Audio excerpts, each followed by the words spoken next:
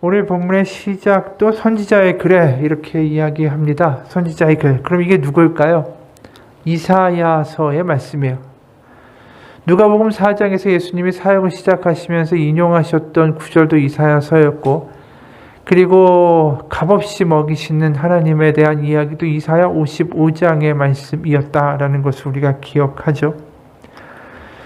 누가복음 4장에서 예수님이 사역을 시작하시면서 읽었던 그 구절은 분명하게 어디냐면 이사야 61장의 말씀이었어요. 이사야 61장의 말씀, 주 여호와의 영이 내게 내리셨으니 이는 여호와께서 내게 기름을 부으사 가난한 자에게 아름다운 소식을 전하게 하려 하심이라.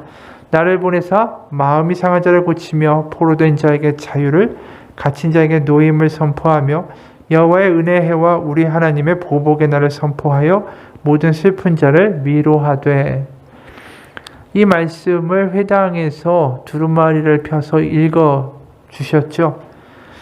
그러니까 이 이사야서의 예언과 바로 예수님은 밀접한 관계가 있는 것입니다. 우리가 이사야 53장, 그가 채찍에 맞으면 우리의 허물 때문이다 라고 이야기하는 이사야 53장에 순환받는 종, 그 순환받는 그 종의 예언이 바로 예수님의 십자가를 이야기하는 예언이듯이 이 이사야서하고 계속 연결이 되고 있어요. 그래서 오늘 45절에 선지자의 글에, 이것도 이사야서예요. 보면 그들이 다 하나님의 가르치심을 받으리라 기록되었은즉, 이건 이사야서 54장 13절의 말씀을 인용하신 거예요. 그러니까 결국 우리가 보면 이사야서에서 나오는 게 뭡니까? 이사야서가 그 남유다가 패망하고 포로로 끌려갔다가 다시 회복되어 돌아오는 바로 그들에게 선포된 하나님의 말씀이었죠. 소망과 위로와 회복과 장차 일어날 일들에 대한 하나님의 계획과 뜻을 보여주는 게 이사야서, 특히 40장 이후의 대목이에요. 바로 이사야서를 계속해서 이렇게 인용하신다라는 것은 무엇입니까? 하나님이 예수님을 통하여 이 망가진 피조 세계, 바로 이 탕자들을 회복시키고 부르시고 새로운 길, 새로운 역사를 이루실 것이다 라는 것을 분명하게 우리에게 알려주시는 것이죠. 그래서 우리가 여태까지 쭉 이야기했잖아요. 예수님이 새로운 성전이다.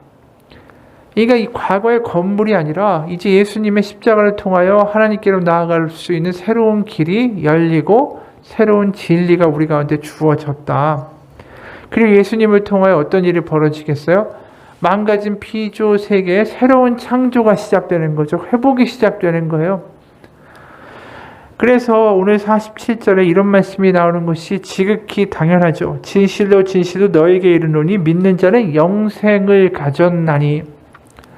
왜 갑자기 영생의 이야기를 하실까? 이사야서와 영생의 말씀이 도대체 무슨 연관이 있길래 이렇게 연달아 말씀하실까? 아까 이야기한 대로 이사야서는 새하늘과 새 땅에 대한 비전도 나오고 하나님의 새로운 미래가 이제 등장하는 책이죠. 결국 예수님이 계속해서 이사야서를 이야기하시면서 영생을 이야기하시는 건 에덴 동산에서 들어왔던 죽음에 대한 역전에 대한 이야기예요. 결국 새로운 창조가 일어나고 죽음의 권세에 놓여있던 피조물들이 다시 하나님의 에덴 동산의 모습으로 회복되는 역사가 있을 것이다. 그러니까 이게 영생이 그냥 영원히 죽지 않는다일 뿐 아니라 결국 이 영생이란 단어를 통해서 우리 가운데 말씀하시고자 하는 것은 태초에 망가졌던 피조의 창조 세계, 그러니까 창세기에 나왔던 그 계속된 연속된 실패의 역사를 하나님이 이제 완전히 복구시켜 주시겠다라는 것을 의미하는 거예요. 그러니까 단순히 영생, 우린 죽으면 믿는 사람은 다 천국 가가 아니라 하나님의 커다란 계획이 지금 흘러가고 있다라는 것이죠. 바로 이 피조 세계를 향한 하나님의 그 사랑, 그 긍휼, 그래서 그 역전, 새로운 창조, 다시 영생, 죽음을 이기는 새로운 하나님의 길. 그래서 48절, 내가 곧 생명의 떡이니라. 예수님을 통하여 다시 한번 생명으로 갈 수 있는 길이 열렸다라는 것이죠. 그리고 떡이라고 표현하시면서 당연히 무슨 동사가 많이 나오겠어요? 떡이 나오면 먹는다라는 동사가 나올 수밖에 없죠. 그래서 오늘 본문에 보면 먹는다라는 동사가 10번이나 나와요. 10번. 오늘 읽은 본문이 이렇게 길지 않죠. 이 먹는다라는 게 되게 중요하다라는 거예요. 지금 우리가 보면 그 먹는다라는 말이 도대체 왜 이렇게 10번이나 나오고 예수님은 왜 자신의 생명의 떡이다라고 이야기하시면서 먹어야 한다라고 굳이 말씀하셨을까? 뭐 다양한 비유들이 있을 수 있잖아요. 근데 왜 굳이 먹어야 된다라고 이야기하시고 우리는 특히 성찬에서 이것은 예수님의 몸입니다. 이것은 예수님의 피입니다 하면서 먹고 마시는 일들이 벌어지죠. 왜 그런 먹는다, 마신다라는 이미지와 모티브가 그렇게 예수님의 영생을 설명하는데 사용되었을까? 요한복음 1장에서 사도 세례 요한이 예수님을 이렇게 부르죠. 1장 19절 이튿날 요한이 예수께서 자기에게 나아오심을 보고 이르되 보라 세상 죄를 지고 가는 하나님의 어린 양이로다. 예수님을 어린 양이다라고 불러요. 근데 왜 어린 양으로 부를까요? 바로 유월절의 어린 양으로 인식하기 때문이에요. 요한복음 19장 31절에 보면 이런 말씀이 있어요. 이날은 준비일이라. 유대인들은 그 안식일이 큰 날이므로 그 안식일의 시체들을 십자가에 두지 아니하려 하여 빌라도에게 그들의 다리를 꺾어 시체를 치워달라 하니. 이 6월절이 되면 6월절에 저녁 식사를 하게 되죠. 그럴 때 그 유대인들이 먹는 식사가 출애굽할 때 그들의 조상들이 애굽을 급히 탈출하면서 먹었던 식사를 다시 먹으면서 6월절의 이야기들을 들려주고 그 기억들을 다시 재현하는 식사가 6월절 식사예요. 그럴 때 뭘 먹게 되냐면 1살 된 6월절 어린 양의 정강이 뼈를 먹게 돼요. 왜 6월절에 이 어린 양이 나올까요? 우리가 익히 알고 있는 것처럼 애굽을 탈출할 때 맨 마지막에 있었던 하나님의 표징이 뭐였죠? 장자가 죽는 거였죠. 싹 다. 애굽의 모든 장자들 그리고 짐승의 초태생이 싹 다 죽었는데 이스라엘 민족만은 장자가 죽지 않고 그 죽음을 넘어갔죠. 뭘 해서요? 문설주에 이 어린 양의 피를 바른 집만 넘어갔어요. 그러니까 그 죽음을 넘어갔다라는 게 굉장히 의미심장하죠. 그래서 유월이라는 게 넘을 유자에 넘을 월자. 그래서 유월, 넘는다. 영어로 패스오버예요. 패스오버, 넘어간다. 죽음이 넘어간다라는 거죠.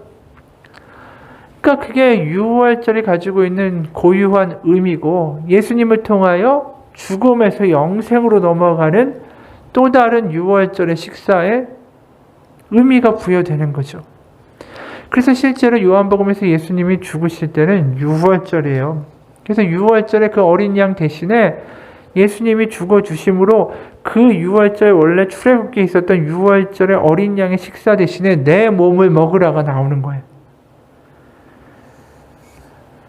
그래서 유월절 되면 먹는 식사가 양을 잡아서 그 피는 문설주에 원래 발라야 되고 고기는 불에 구워서 밤에 먹었다라는 거죠. 그리고 그때 무교병, 누룩을 넣지 않은 떡과 쓴 나물을 먹었어요. 그래서 머리와 정광이와 내장까지 전부 불에 구워 먹고 아침에다 못 먹은 건 태워서 없앤 거죠.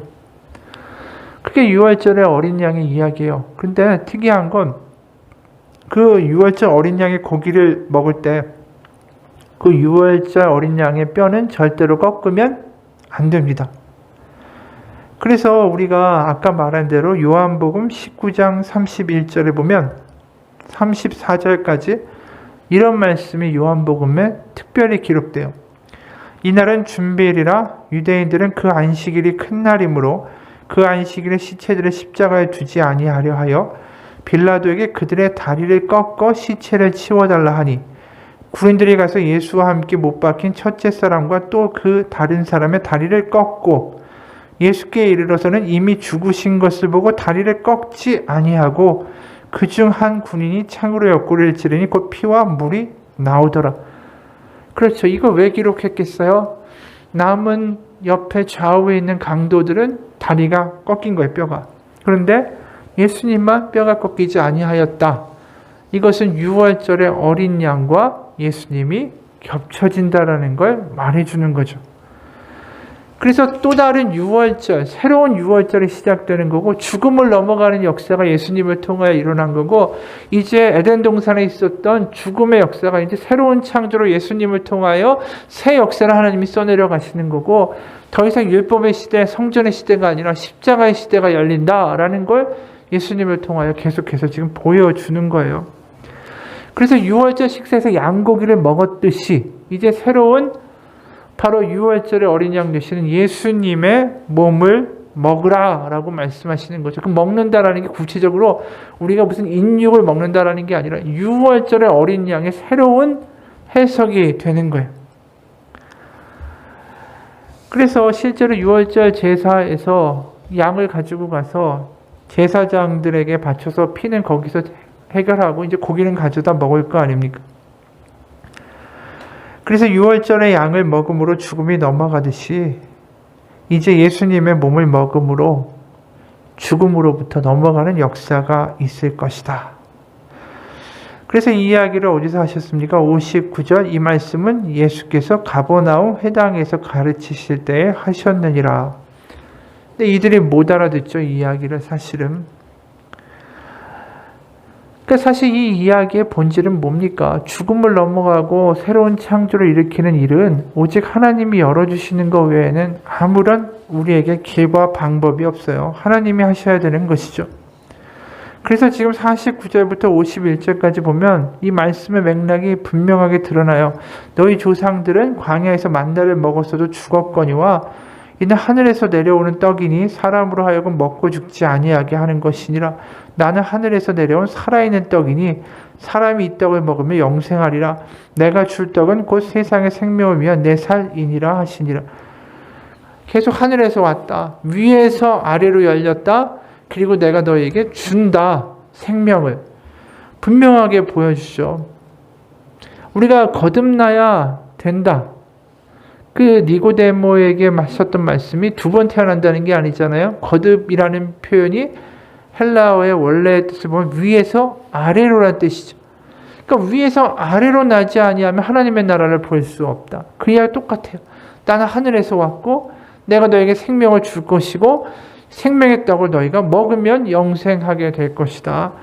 바로 새로운 성전, 새로운 하나님의 역전의 역사가 예수님을 통하여 나타났다. 새로운 유월절이 시작됐다. 그 몸인 예수님의 몸떡을 먹은 자들은 살 것이다. 라는 것이죠. 그래서 이게 이제 전체적인 맥락이라면 아까 말한 그 먹는다라는 이야기가 그래서 10번 가까이 나왔잖아요. 근데 이 먹는다라는 단어가 그냥 우리가 식사의 장면을 떠올릴 때 식사한다라는 동사가 아니에요. 이 먹는다라는 이 헬라어 동사는 육식동물들이 고기를 개걸스럽게 뜯어먹을 때 주로 사용된 단어예요. 그러니까 54절에 보면 내 살을 먹고 내 피를 마시는 자는 영생을 가지고 마지막 날에 내가 그를 다시 살리니 내 살을 먹고 내 피를 마시는 자는 내 안에 거하고 나도 그 안에 거하나니.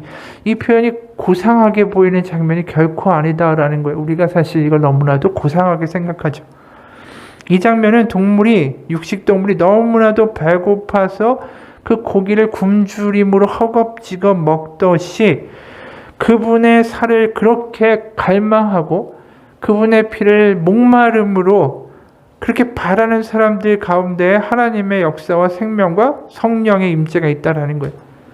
그러니까 결국 여기서 먹는다, 주신다라는 이야기를 계속 하는데 굉장히 중요한 포인트는 뭐냐면 우리가 먹되 목마름과 굶주림으로 나아가는 게 우리가 해야 할 가장 중요한 일이다라는 거죠.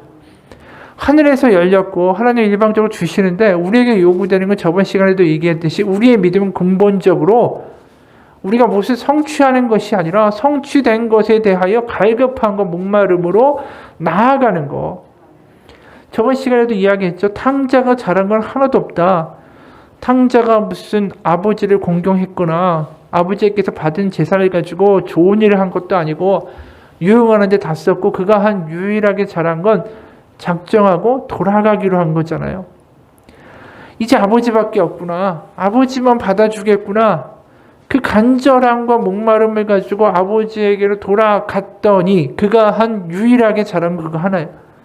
그랬더니 그 아버지가 맨발로 뛰어나와 그 아들에게 반지를 끼워주고 돌을 찾은 아들이다라는 놀라운 복음의 이야기를 하잖아요. 계속해서 그 이야기 하시는 거예요. 너희가 생명에 대한 너희 힘으로 할 수 없기 때문에 하나님에 대한 갈망과 목마름과 배고픔이 다시 회복될 수 있겠느냐. 그것이 너에게 있어야 된다. 내가 여기에 복음을 가지고 왔다. 너에게 줄 것이다. 너의 목마름을 가지고 나아오라. 그래서 실제로 그 6월절의 어린 양 대신 예수님에게 나아가는 그 우리의 분명한 갈망과 목마름이 있다면 그곳에 하나님은 채워주신다는 게 요한복음의 진정한 복음의 내용이에요. 그래서 십자가에 나아갈 때 우리가 어떠한 마음을 가지고 나가야 됩니까? 예배에 나가는 게 결국 우리에게는 어떠한 자세가 요구됩니까? 목마름과 간절함이에요. 그래서 먹어야 되고, 저는 주님이 주시는 거 아니면 살 수 없기 때문에 먹어야 되고, 주님이 주시는 거 아니면 마시지 않으면 살 수 없기 때문에 그거 마셔야 되고, 그게 우리 가운데 분명하게 믿어지고 그게 믿음이라고 확실하게 매일매일 살아가는 사람들은 분명히 살게 돼 있어요. 그러니까 우리가 실패하는 가장 큰 문제는 우리의 무능력 자체가 문제가 아니라 그런 목마름을 잃어버리는 게 우리에게 심각한 실패고 문제다라는 거예요. 환경이 어렵고 바빠지고 세상의 여러 가지의 문제들이 우리 가운데 닥쳐올 때에 우리 가운데 나타나는 가장 큰 문제는 그 자리에서 나태하거나 포기하거나 주저앉거나 다른 것을 찾아서 우리의 걱정과 근심들을 잊고자 하는 행동이라는 것이죠. 그러니까 결국은 여기에 보면 그러기 때문에 먹고 마시기 위해 주님 앞에 간절히 나오는 그 먹지 않으면 육식동물이 어떻게 살겠어요? 그러한 간절함으로 나오기 때문에 먹으라와 마시라는 이야기가 있는데 지금 이 이야기를 듣는 유대인들은 전혀 그것을 이해하지 못해요. 왜냐하면 율법에서 피를 마시면 안 되죠. 레위기 17장 10절에 보면 이스라엘 집사람이나 그들 중에 거류하는 거류민 중에 무슨 피든지 먹는 자가 있으면 내가 그 피를 먹는 그 사람에게는 내 얼굴을 대하여 그를 백성 중에서 끊으리니 육체의 생명은 피에 있음이라. 그러니까 피는 반드시 재물을 잡아서 그 번제단에 뿌리거나 아니면 휘장에다가 뿌리는 것이지 먹으면 안 되는 거다라고 율법에서 이야기하는데 예수님이 자꾸만 내 피를 먹으라고 하니까 이게 이 사람들에게는 그게 잘 이해가 안 되는 거죠. 그러니까 52절에 그러므로 유대인들이 서로 다투어 이르되 이 사람이 어찌 능히 자기 살을 우리에게 주어 먹게 하겠느냐. 그래서 오늘 우리가 읽은 54절과 55절의 말씀이 유대인들은 이해하지 못하지만 우리에게는 분명한 그 믿음의 본질에 대한 이야기로 들렸으면 좋겠어요. 내 살을 먹고 내 피를 마시라. 그것은 영생의 길이다. 우리가 그 목마름과 배고픔으로 나아가는 게 십자가의 사건이고 그 십자가에서 예수님은 그 몸이 찢기시고 그 피를 다 쏟고 운명하시죠. 6월절의 어린 양으로 죽어주심으로 말입니다. 그래서 십자가의 목마름으로 나아가는 사람들, 이제 십자가라는 하나님이 열어주신 위에서 아래로 열린 새로운 길을 따라가는 사람들은 영생과 성령을 맛보게 되리라. 그게 예배고 그게 우리의 성찬이라는 것입니다. 오늘 말씀의 55절 내 살은 참된 양식이요 내 피는 참된 음료로다. 이거 이미 이사야 55장에서 값없이 오라. 값없이 와서 젖과 떡을 사라. 내가 먹이리라 해갈하게 하리라 하신 그 하나님의 약속이 지금 예수님을 통하여 분명하게 성취되시는 것이죠. 그래서 오늘 본문을 요약하면 이 참 여러 가지의 말씀들이 복합되어 나오게 되는 것입니다.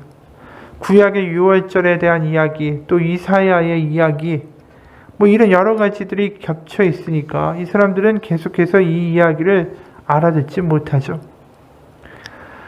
그래서 요한복음 17장에는 이 인자와의 살과 피를 먹어야 된다. 그럼 영생을 얻을 것이다. 라고 이야기하시는데 이게 실질적으로 예수님의 그 살과 피를 먹는 것이 아니다. 너희들이 오해한 것이다. 라는 것을 다시 한번 알려주시는 말씀이 그 3절에 보면 이런 말씀이 나와요. 17절 3절에 영생은 곧 유일하신 참 하나님과 그가 보내신 예수 그리스도를 아는 것이니이다.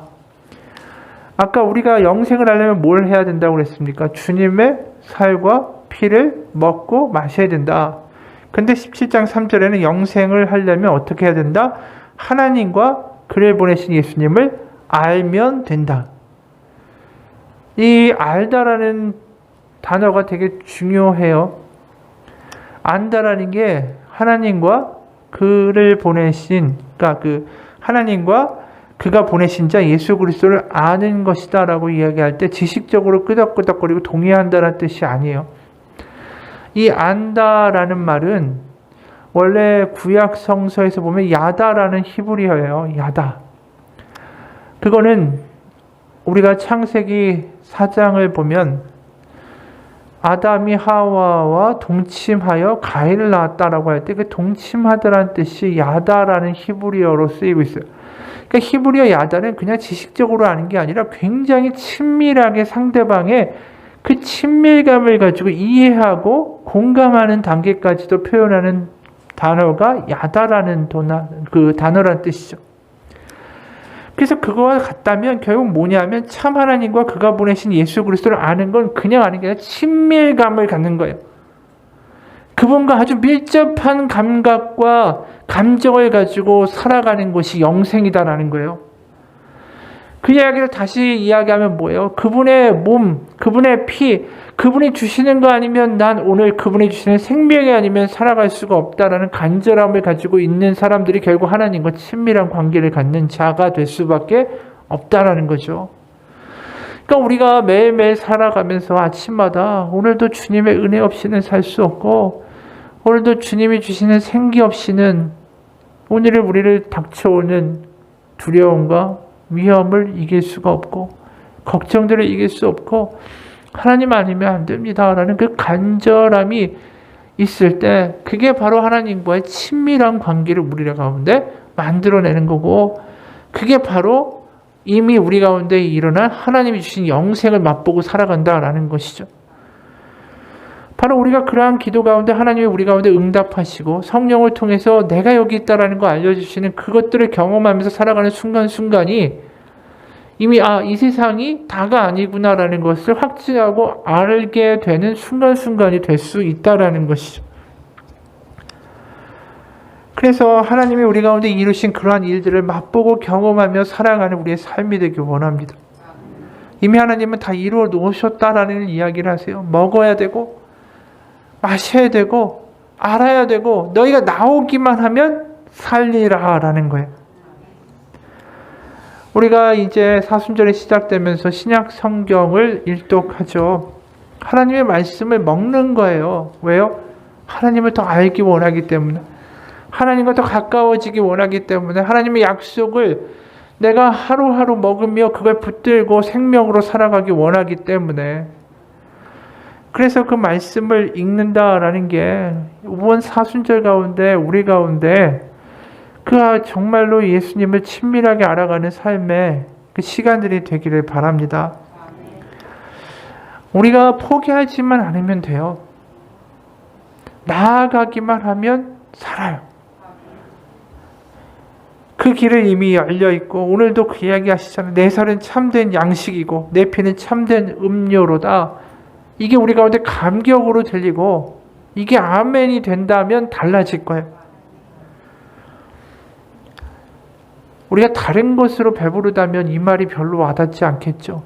하지만 이 주님의 살과 주님의 피에 대한 갈급함과 목마름이 회복되는 그러한 참된 삶으로 우리의 삶이 변화되기를 사순절 가운데 축원합니다.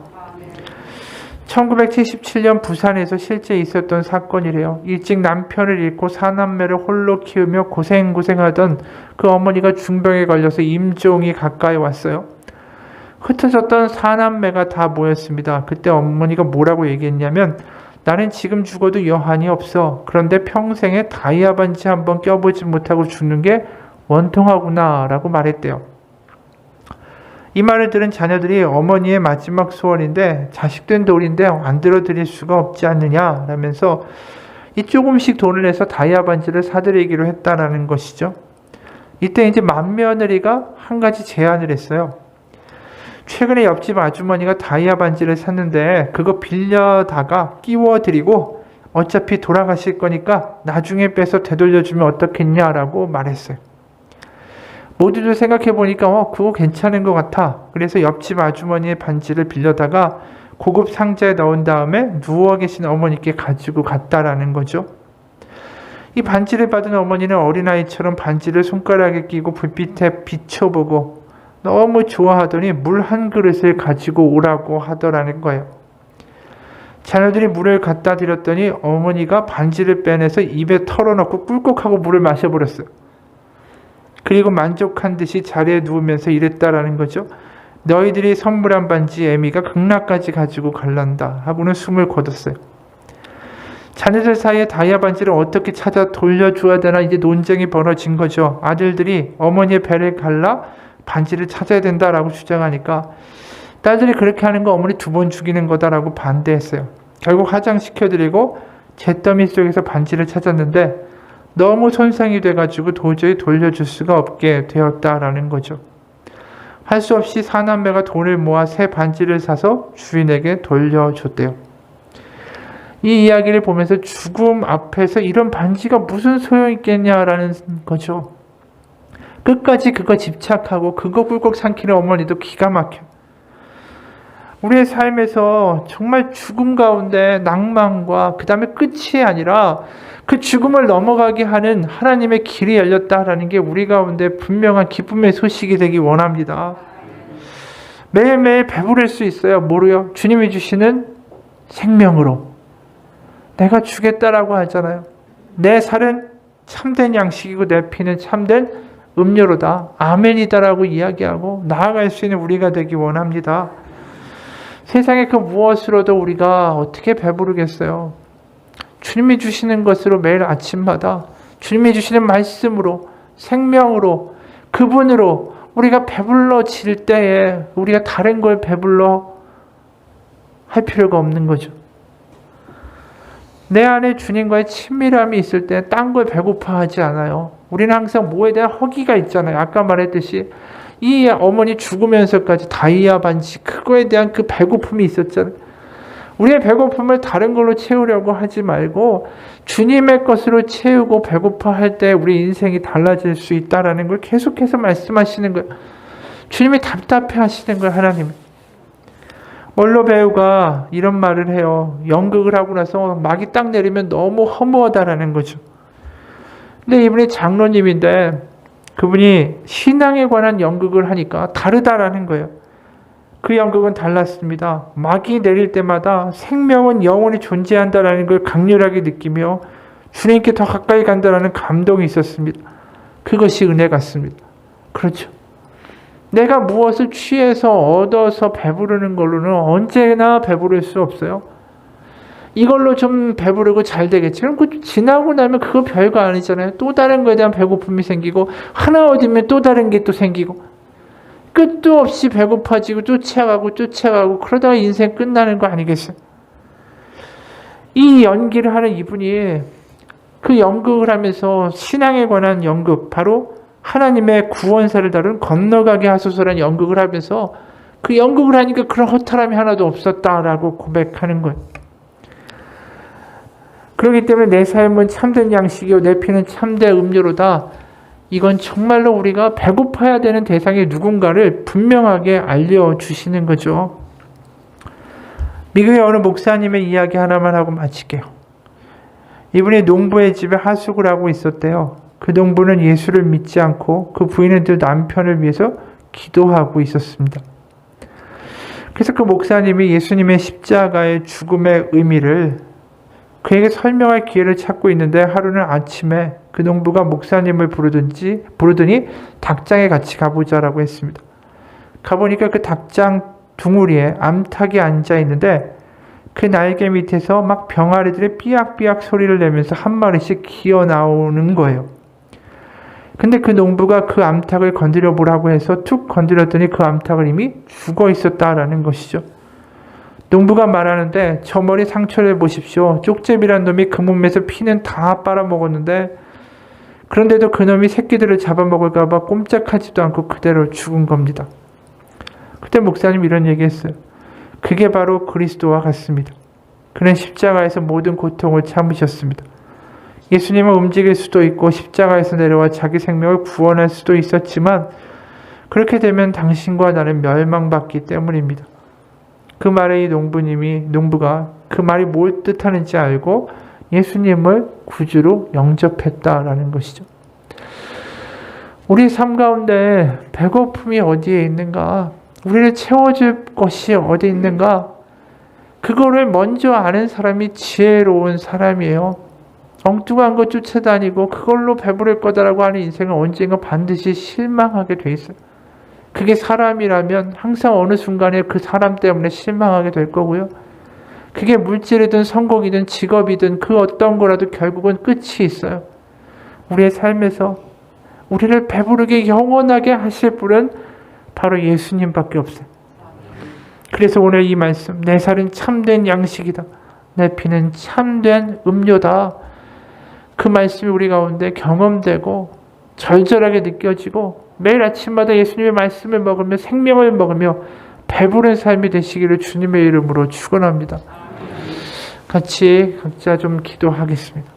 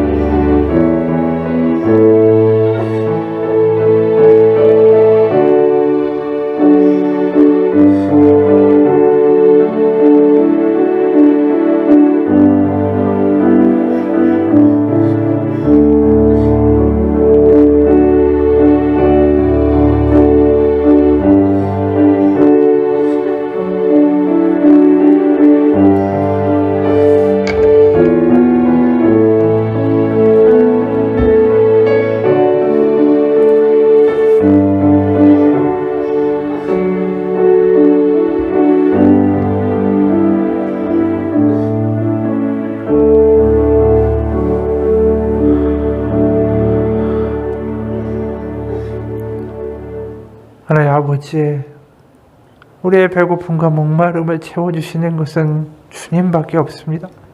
매일 아침마다 우리의 삶이 목마르고 주님께 대하여 배고픔으로 시작하는 고백이었으면 좋겠습니다.